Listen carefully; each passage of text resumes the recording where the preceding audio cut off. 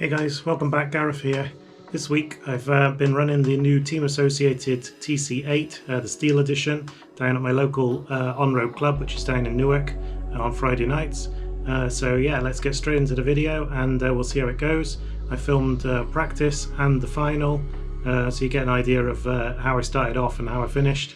The final wasn't the best race of the night. I think Q2 was the better of the runs, but yeah, I'll talk you through how it all went through. So let's get into practice.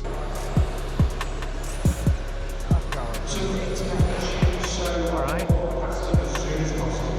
Can I swap places with you? I'm just going to walk over there. Okay, so how did it go? Well, straight out the blocks, I had far too much steering lock on. I'd set the endpoints up to 100% of the steering lock, which was as far as the car would go, and clearly that was way too much. No idea what that actually was in degrees, but I knocked it back down to 80%, which I think was about where I ran the X-ray at, and yeah, pretty good going there. Straight away I noticed that the car was sort of over-rotating where it came towards the rostrum, and then you had that small straight which was sort of like one big corner. Occasionally it would sort of start to rotate where that green marker is on the floor. Then you get to the next corner and it was already sort of pointing towards race control at that point. So I spent most of the evening trying to get the rear sort of a bit more locked in when it was on power, just to give myself a bit more confidence. When you put the power down, you know that the rear is going to lock in. You're going to go where you want to go in, basically, and it's going to inspire confidence. I got the car going pretty decent. Round 2 was my best run, like I said. I got it, my fastest lap, single lap, was slightly quicker than round 1. The kit comes with the 1.2 and the 1.3 roll bar. I swapped the 1.2 to the rear. In the book it's got the 1.2 on the front. Tried that for the first run, and then I swapped them round to see if that would stabilise the front into corners. I figured that the front might be overpowering the rear and allowing it to break loose when going into corners. I also had another set of the blue springs. The kit calls for a softer front with the firmer rear spring, so I fitted the blue springs to the front just to sort of stop that dive in, again to try and stabilise that front into corners and hopefully not have the back wash out on me that way. For the rest of the night I pretty much played with the screws in the top deck, just trying to play around with the stiffness of the chassis with the running the 1 screw or the 2 screw in the motor mount where the top deck bolts on.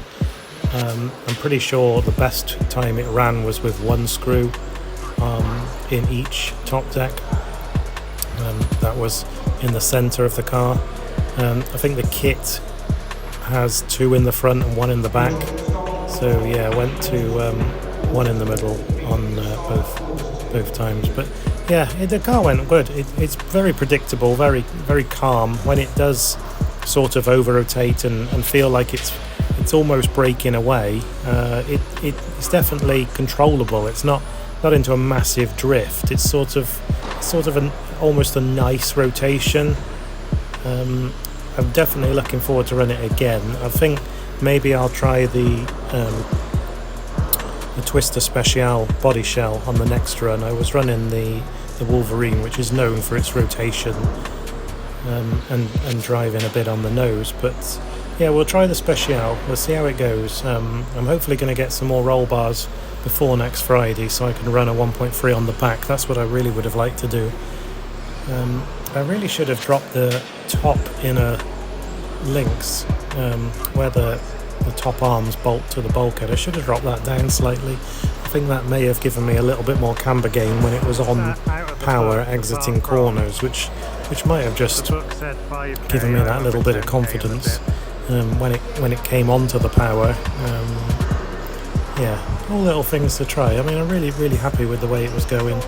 I haven't got an alloy chassis to compare what the steel was like, but I've got no complaints with the car at the moment. We just got to iron out those few little things. But yeah, this is how the rest of practice went, and then that gave me a decent platform.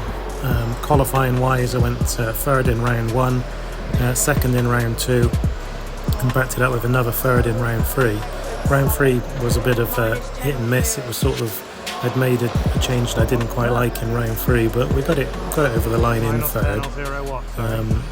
So yeah, two threes and a 2, which is pretty decent for its first run, having never run the car. I also went with the 10k and the rear diff instead of 5k like the manual said. This was taken from what generally everybody runs in that region. No one really runs down in the 5k with our grip level, so yeah, I went with the 10k, and I also ran with -2 rear toe on the car. I did try taking that up to 2.5 degrees for round 3, and straight away I felt like the rear was under control a little bit more, but I was losing my steering in the slow hairpin. So on the far right there, where you went into that hairpin, it wouldn't quite turn as nice as I would have liked running the 2.5 rear toe. So I went back to the 2 degrees for the final. But yeah, we'll leave it as it is now, and we'll try a few more things come next Friday. But yeah, here's the rest of my practice, and here's the final. Thanks for watching. Top arms fit any corner, either side.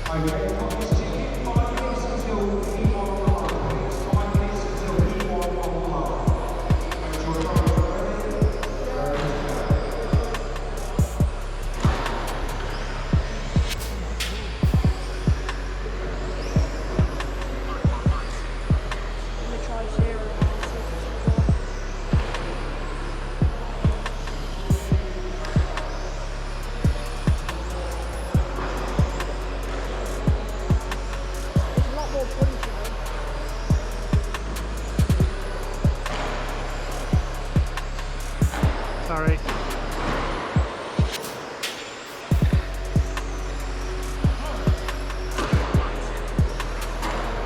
Well, at least it went in a straight line out of the box.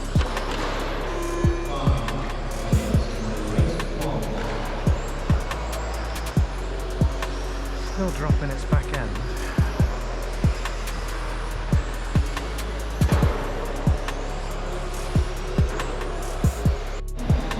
At least you know what to do. Yeah.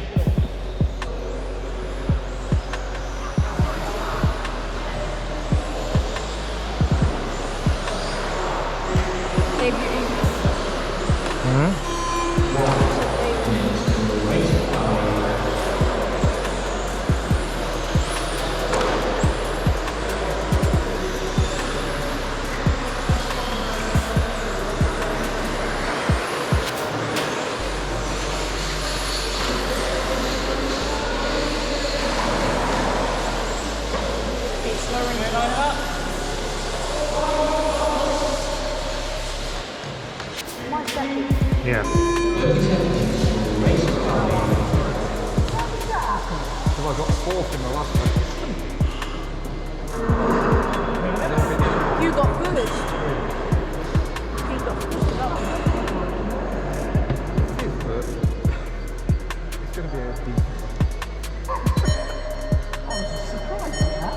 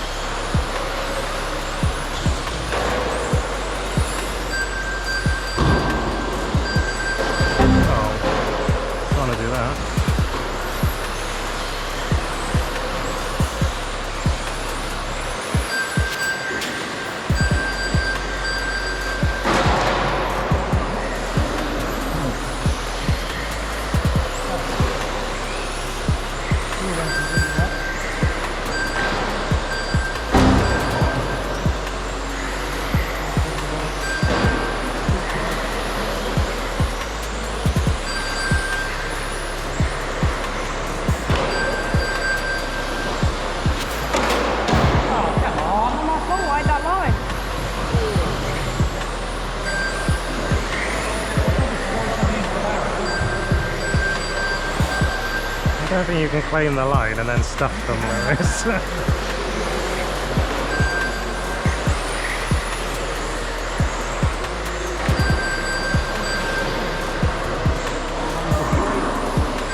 Moulding him up.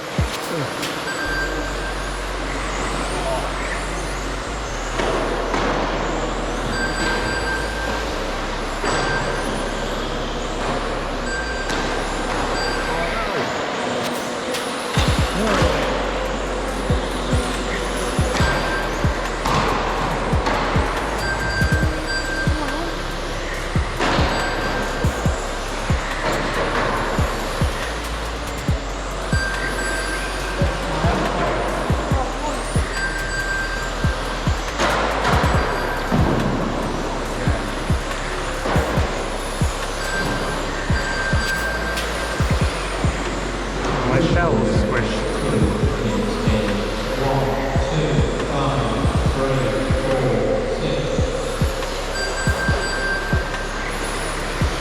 That'd be a damn shake it off.